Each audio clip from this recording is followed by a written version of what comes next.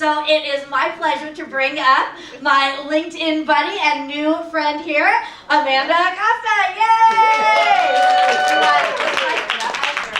So before I actually get into my talk, and I'm actually taking the challenge of trying to do a shorter talk.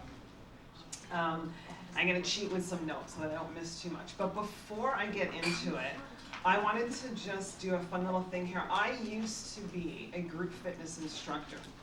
And I used to go to the gym in the evening and teach. And I used to teach in an all-women's gym.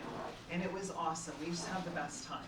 And so because we've been sitting, and I know everybody's a little, I'm going to make you get up. Yes. I want you to get up with me. And I'm going to teach you a very simple thing that we used to do when we finished our, I had the reputation in the gym as being a very hard instructor. So people used to sometimes avoid my class because it was a little too hard and they were kind of scared. But at the end of the class, we used to do the cool down. I had this song that I would put on and we would do this little thing. And people would come from the back of the gym that were like in the weight room because they would hear it and they would come running onto the thing because they wanted to do this piece because it was just so much fun. And we don't have a lot of space here.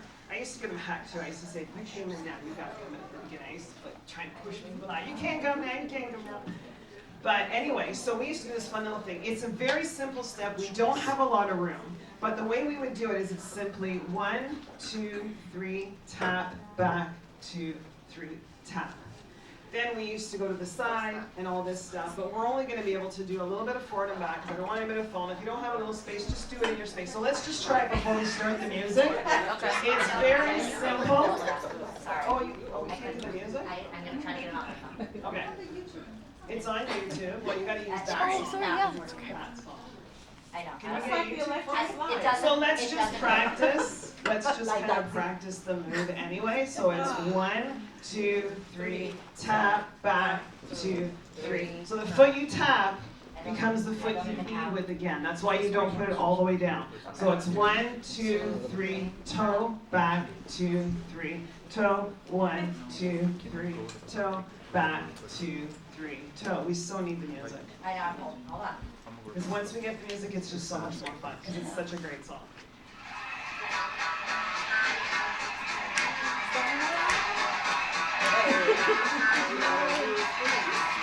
Yeah, 1, 2, 3, tap. 1, 2, 3, tap, back. I don't know where it went. Come on. 1, 2, 3, yes. Back.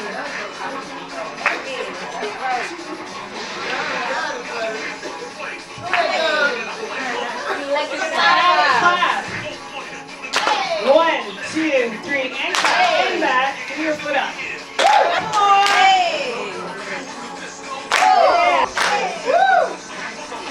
Last time. Yeah, it was just a really fun way to cool down. And it just kind of became the thing that I got known for. And it was a lot of fun because, of course, I would go into the gym after I had been working all day. It's an all-women's gym, so then you have all these women that had been working all day. Run home, feed your kids, your husband, boom, go to the gym. And I was taught, when I did my training as an instructor, was make that the best part of that person's day. And that's what was so much fun about it. So, I want to tell you a little bit about me. I have my book, and like I said, I have some cheat notes because I'm going to try and be a little bit shorter. So I'm going to peek to make sure I don't forget anything. The stress from this situation will kill you before the alcohol does anything to him. I'm going to say it again. The stress from this situation will kill you before the alcohol does anything to him. That is what the doctor said to my mom when I was a kid, and my father was an alcoholic. Very emotionally abusive kind of person.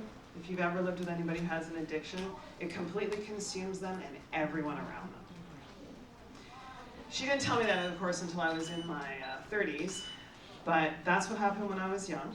And when I was about 11 years old, my dad told my mom that he wanted to get a gun, shoot everybody in the house, and shoot himself. So my mom said, nope. We went straight to the police station.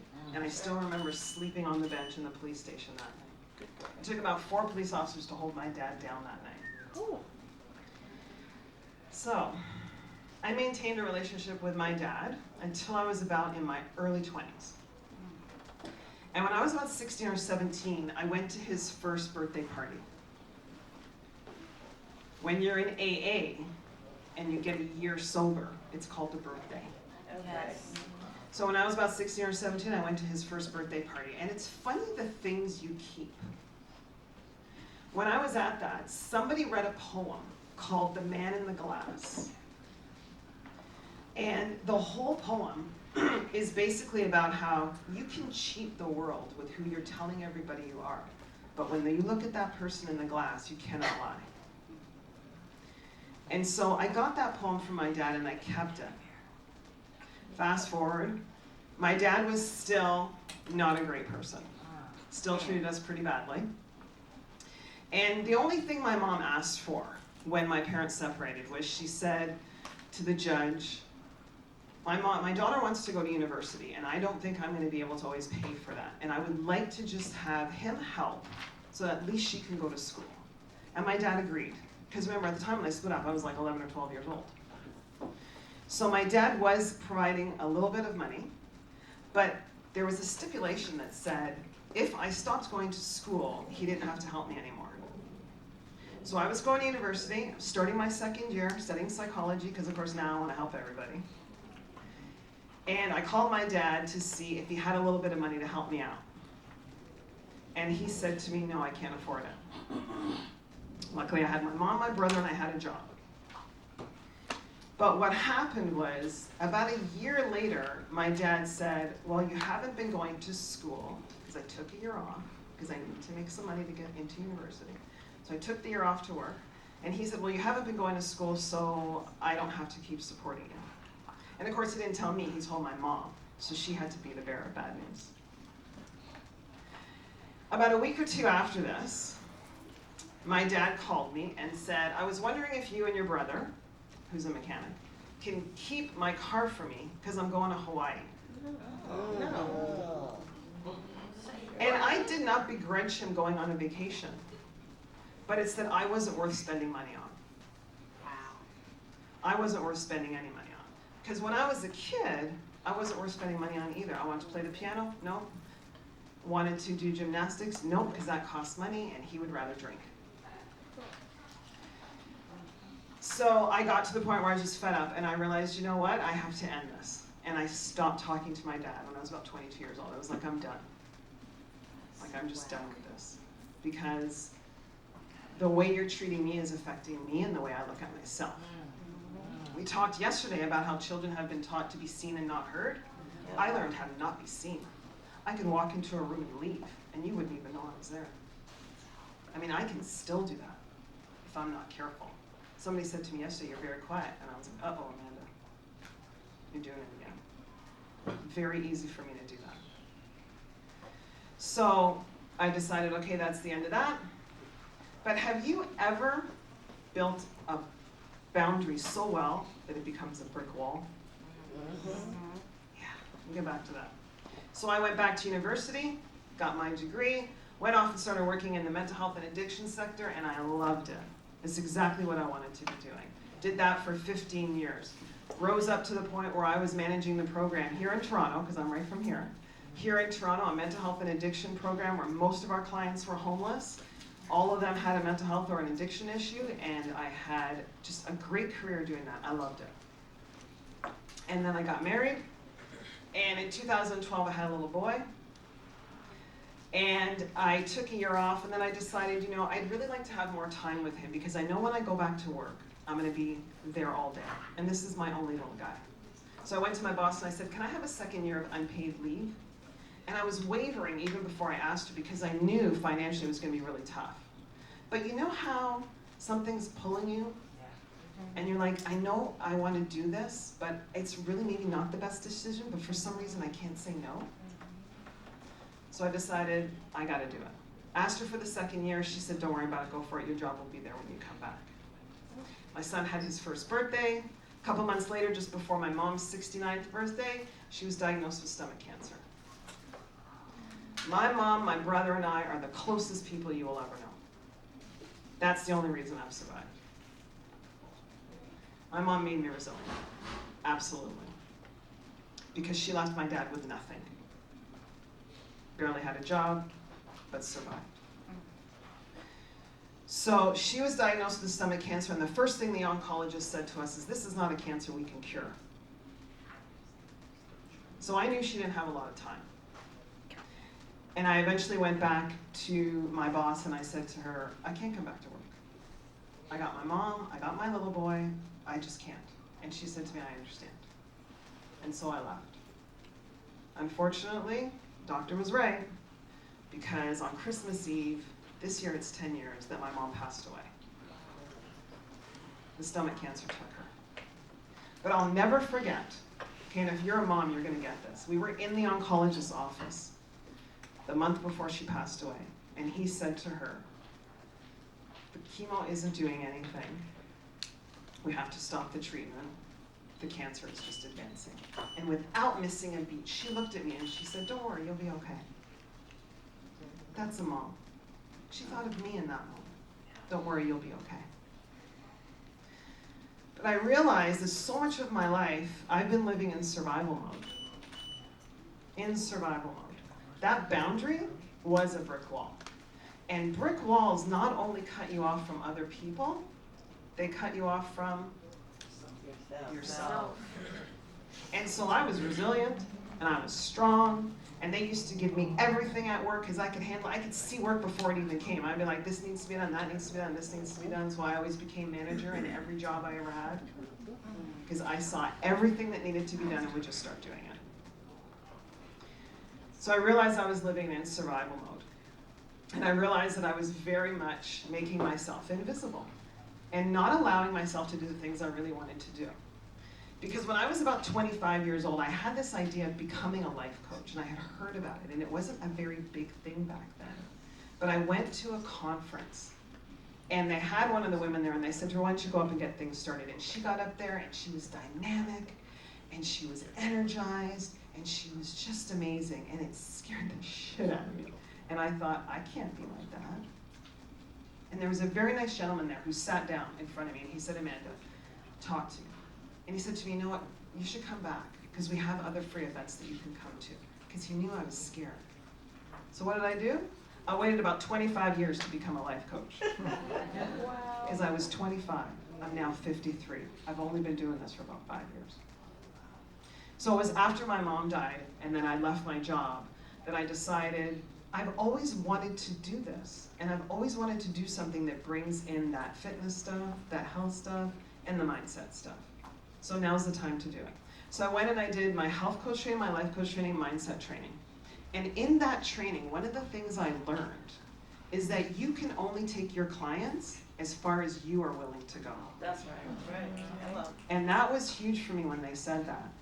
And then I realized, isn't this the best profession in the world? Because you get to be learning all the time. And then you're able to do that with other people. So I think about the person that I was, you know, that little kid that was like really scared, because I had that question in my head, and it wasn't until now that I realized what it's really all about. But when I was little, even though I had my mom and I had my brother and I knew I'd always have them, I used to wonder, but what's gonna happen to me? Like, what's gonna happen to me? And that's what made me afraid and hold back and take that very safe kind of path. Go to university, get the job, don't think about all that other stuff you wanna be, stay kind of invisible. Help everybody else. But don't really be who you are, because that might not be okay. And it was in that health coach training and life coach training and all that mindset stuff that I started to realize that I needed to bring out who I am. And the one thing that ended up happening after my mom died was my dad found out that she had passed away. So he got in touch with us. And at this point now, I have my 2-year-old, and he's the only grandchild in the family. It's only my brother and I, and he didn't have any kids. So I thought, this brought so much joy to my mom. What do I do? And I'm telling you right now, I am not the forgiveness police. I do not think you should forgive everybody in your life, and some people don't deserve to come back, but my dad is decades into AA now, and a completely different person. Because if he wasn't, there's no way he'd be back. But he came back into our lives, and he's an amazing grandfather, and actually a really good father now too. Because as he says, AA is what saved him. You can't just quit drinking, you have to do a program. And of course he goes to church every day, because AA is very much based on that spirituality and giving it to God, your struggles. But then, now I'm faced with this challenge. What do I tell my son? Family secrets, right? Someone's going to tell him, he's going to find out, your mom didn't talk to your dad for over 20 years. He's going to find this out. So I got to tell him. I can't have somebody else tell him. My biggest fear was not that he was going to find out from somebody else. My biggest fear is, what's he going to think of me? That I didn't talk to my own father for 20 years. Then I thought, no, my biggest fear is he might do it to me one day. What if he gets mad at me one day and does that to me? So then it became, no more family secrets, open communication, and we got to be honest with each other. Claudia talked about it yesterday, about how you let your kids talk to you and how you respect them. And that's what I've had to teach him. Because in the family, there was none of that. My mom had no support from her family. Nobody wanted to talk about the fact my father was falling down drunk. Like right in front of everybody, and nobody talked about it. We all know this, right? And so I was resilient because I was always bouncing back. Because that's what resiliency is, right? You bounce back. But you don't bounce back as the same. It's not possible. And you get squished a lot before you bounce back. And so the bounce back is awesome, but it's recognizing that you change every time you come back, and it's what you do with what's happened to you and how you come back, because you got to own that piece of it. So the question that I always had about what's going to happen to me, now I realize it doesn't matter what happens to me, because I'm going to look at all the parts of myself, even the parts of myself that I don't like, and I'm going to openly deal with those, and it will help me to deal with whatever comes at me. So the question of what's going to happen to me doesn't scare me anymore, because I know that I can deal with those situations, reach out for the help that I need, all of that. And so now, the only thing that scares me is when I look into the future and I see that person that I can be, and I don't strive to be her. Because she's only a few steps ahead of me, and she's always looking over her shoulder saying, are you coming? And I'm always yes, and I'm reaching back and I'm grabbing that little girl, and I'm saying, let's go be seen. And then I'm standing with all the women that I worked with that ironically had the same problem. I kept getting all these coaching clients that had the same problem. How is this happening? And I bring all of us, and we keep walking forward together. Now my offer to you today is I do, as most people, offer a free coaching session, and I'm also going to be starting my own community, and I'll be offering, of course, a founding members price, so you'll all get a discount. I would love for you to please connect with me on LinkedIn, because that's mostly where we hang out. And thank you very much for your time. And I also have a book that I wrote in with other Canadian females, all challenging stories and how we overcame. I have 4 or 5 of them. One's a little damaged, I got a little squished in the car. But I have these to share, so if anybody wants them, just let me know. All right. Thank you. Yeah.